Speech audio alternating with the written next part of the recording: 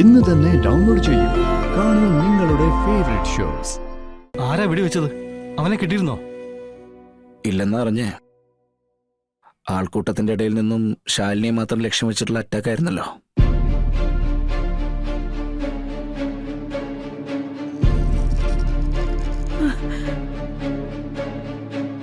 മോളെ മോളെ ശാലിനി, അമ്മ പേടിക്കണ്ട, കുഴപ്പമൊന്നുമില്ല. നീ അങ്ങനെയല്ലേ പറയൂ. അറിഞ്ഞ ഉടനെ നിന്ന നിപ്പിലിങ്ങി ഓടിപ്പോന്നതാ. ഇവിടെ എത്തി നിന്നെ കാണുന്നത് വരെ ഈശ്വരന്മാരെ വിളിച്ച് നിലത്തിറക്കിന്ന് തന്നെ പറയാം.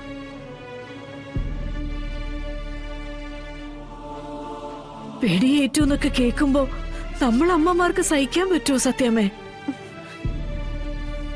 ചങ്ക് പൊട്ടിപ്പോകുന്ന അവസ്ഥയിലാ നീ ഇപ്പോഴിവിടെ നിൽക്കുന്നെ. ഞങ്ങളും കേട്ടപ്പോഴൊന്ന് ഭയന്നു, പിന്നെ ഇവിടെ വന്ന് ആളെ കണ്ടപ്പോഴൊരു സമാധാനമായത്.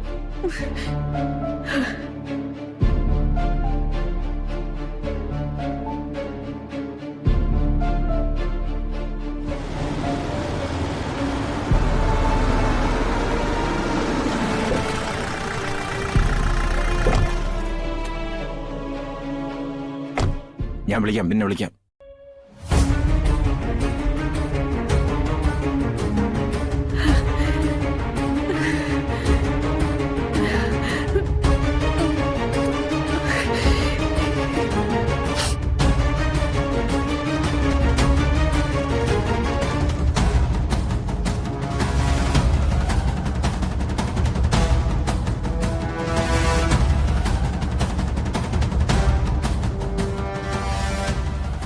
ശാലിനി, അനു പറഞ്ഞതനുസരിച്ച് വിശദമായൊരു അന്വേഷണം നടത്തി.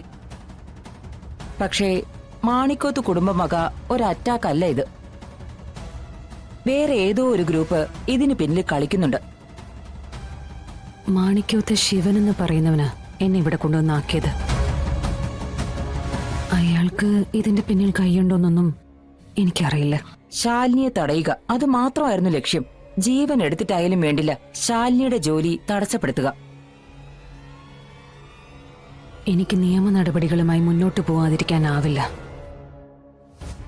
ഇപ്പൊ സംഭവിച്ചൊന്നും എന്റെ ജോലിയെ ബാധിക്കുകയില്ല.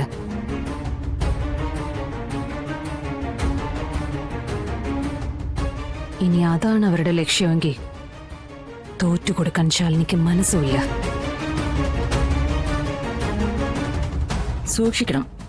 ആക്രമിച്ചവരുടെ ലക്ഷ്യം എന്താണെന്ന് അറിയുന്നത് വരെ നമ്മൾ ഭയക്ക് തന്നെ വേണം. ഞാൻ പറഞ്ഞത് മനസ്സിലായല്ലോ. ഇനിയും ഇതുപോലുള്ള അപകടങ്ങൾക്ക് ചാൻസ് ഉണ്ട്.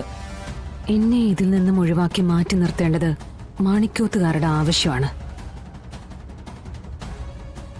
അവരല്ല ഇതിന് പിന്നിലെങ്കിൽ പിന്നെ ആരാ? അത് തന്നെയാ ഞാനും ചിന്തിക്കുന്നത്. ഒരു മൂന്നാമൻ, മറഞ്ഞിരിക്കുന്ന ഈ മൂന്നാമനെ വെളിച്ചത്തേക്ക് കൊണ്ടുവരണം.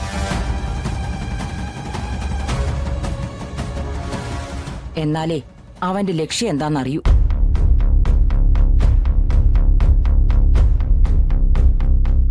അന്വേഷണം മാണിക്കോത്തുകാർക്ക് പിന്നാലെ പായുമ്പോ മറഞ്ഞിരിക്കുന്ന ബുദ്ധിമാനായ ശത്രു പുറത്തു ചാടും. നമുക്കതുവരെ കാത്തിരിക്കാം. ബുദ്ധിമാനായ ആ ശത്രു ആരായിരിക്കും അത്?